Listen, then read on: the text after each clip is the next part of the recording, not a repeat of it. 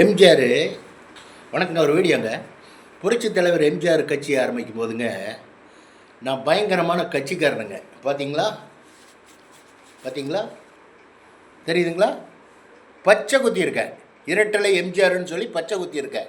அண்ணா திமுகன்னு சொல்லி பச்சை குத்தலை, எம்ஜிஆர்னு பச்சை குத்தி இருக்கேன். அதை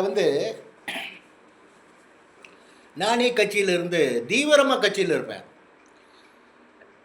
தீவிரமாக கட்சிக்காரன், தீவிரமாக கட்சியில் இருப்பேன். நம்ம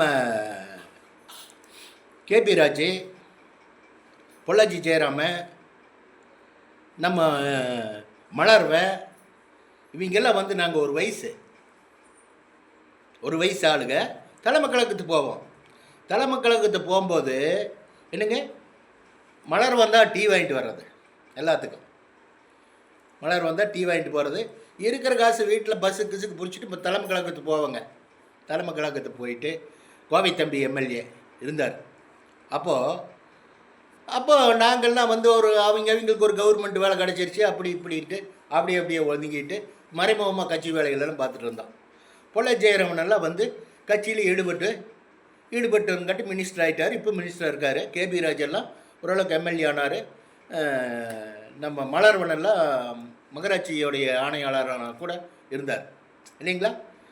அவங்களுக்கு பலன் கிடைச்சதை தவிர அவங்களெல்லாம் போய் பார்க்கணுன்னா ஈஸியாக போய் பார்த்துடலாங்க.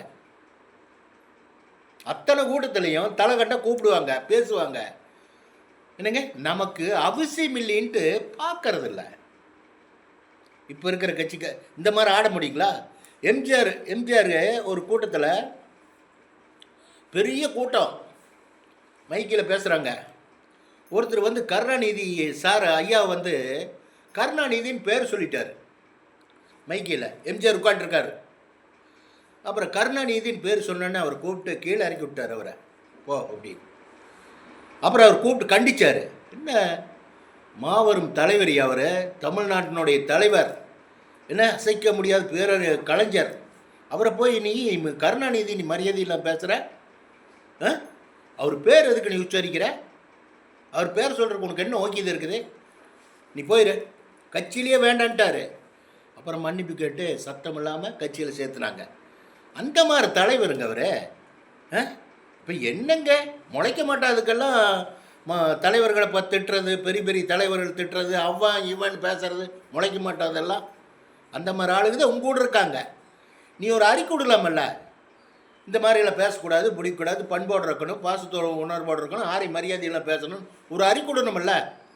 அறிக்கை விடுற அளவுக்கு இன்னும் நீ பக்குவத்துக்கு வரல. விஷயமே உனக்கு தெரியாது என்னன்ட்டு. சும்மா கால் விட்டுட்டு தேன்குள்ளிக்குள்ளே கால் விட்டுட்ட. ஈ கொத்துன்னு உனக்கு தெரியல, புரிஞ்சுதா? தேன்குள்ளே கால் விட்டினா ஈ கொத்தும், புரிஞ்சுதா? கொஞ்ச நாளில் தெரியும்.